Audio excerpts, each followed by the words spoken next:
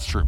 Trump is a narcissist and an authoritarian. Every decision Trump has ever made has been to claim victory in the short term by cutting deals that undermine any real long-term strategy. If elected, he will likely be just as ineffective a manager as last time, and his disregard for the law might even deepen farther than it did leading up to January 6th when he attempted to overturn the 2020 election with a fake slate of electors in swing states. But maybe none of this actually matters, because at the end of the day, the person who wins this election will win it not because of what they've done in the past or what their policies are here in the present. They will win because of their vision for the future. Think about it. Has either candidate actually accomplished or proposed anything concrete when it comes to policy? Trump famously passed almost no significant legislation in his first term, even with his party controlling Congress for the first half of it. Kamala Harris, meanwhile, has run her entire campaign on dodging questions about policy because she doesn't have any. But again, none of this matters because you're not voting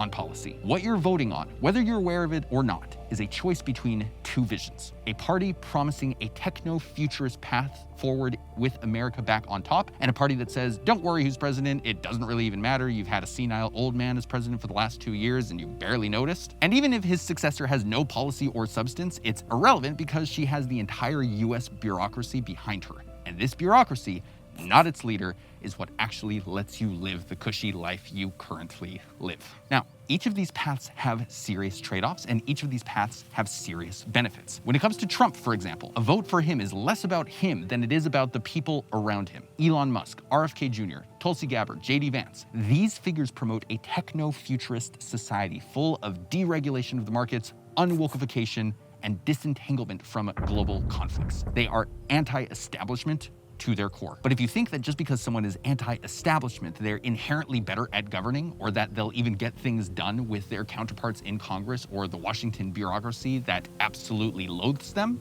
you're fooling yourself. On the other hand, there's Kamala Harris. Once again, voting for her isn't so much about her as a person as it is about preserving the status quo. And while the status quo may feel unbearable with the prices of everything shooting through the roof, ask yourself an honest question. What's the worst thing that can happen to you in America under the current system? Going on food stamps, cutting back on Amazon purchases. The average American lifestyle is a cushy dream compared to most of the world, and it is entirely upheld by the strength of the US dollar. At the very least, the Washington bureaucracy knows that its primary job is to defend the dollar's global hegemony at all costs, even if its methods are sometimes short-sighted. Because without the dollar's dominance, the entire system crumbles. Protecting against that is what the Kamala Harris bureaucracy promises you. So the question is, do you want your vote to support a party with no vision beyond DEI initiatives and empathy for all and the status quo? If all that vote gets you is 20 more years of a cushy American life based on a managed decline of the United States. Not very compelling, right? Now, back to Trump. The future of Trumpism rests with his inner circle. JD Vance, RFK Jr., Tulsi Gabbard, and Elon Musk. And again, there are problems here. RFK Jr. is certifiably retarded on a number of fronts, namely on the fact that he genuinely thinks that vaccines cause autism. Tulsi Gabbard is nearly as big of a Russian shill as Trump himself. And Musk?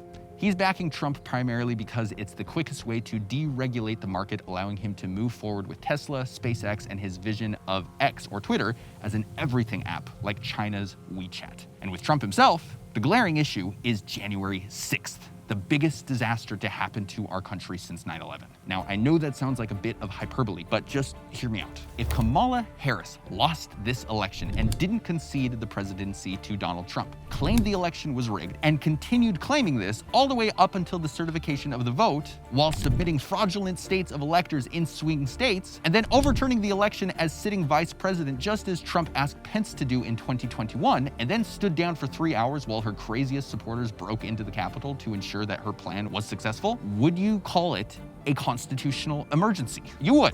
Either because you're a sensible person who can call a spade, or you're a Trump supporter who doesn't care about consistency, integrity, or the rule of law. You would be willing to say Kamala is a traitor when Trump himself did the exact same thing because all you want is God Emperor Trump to win. Now, believe it or not, that's not really an edgy take, because at the time when January 6th actually happened, everyone agreed it was disastrous and that Trump totally blew it. even Ben Shapiro. If you're a criminal, and you should go to jail. You should go to jail. And this was an attempted act of insurrection. The only reason he and the rest of the Republican Party have changed their tune now is because they have more to lose politically by acknowledging that Donald Trump tried to coup the government. Because back then, everyone thought that Trump was out of office and that he would fade into obscurity. Turns out, 4 years later, Trump still has the ability to destroy your political career by setting his psychotic fans against you. And as a result, now, Ben Shapiro sounds more like this. Even if you believe that Donald Trump's words fueled people into believing that they could overthrow the election, and that therefore they went and they did the thing, that is not a crime. But again, perhaps none of this actually matters. Maybe the people on the right who surround Trump,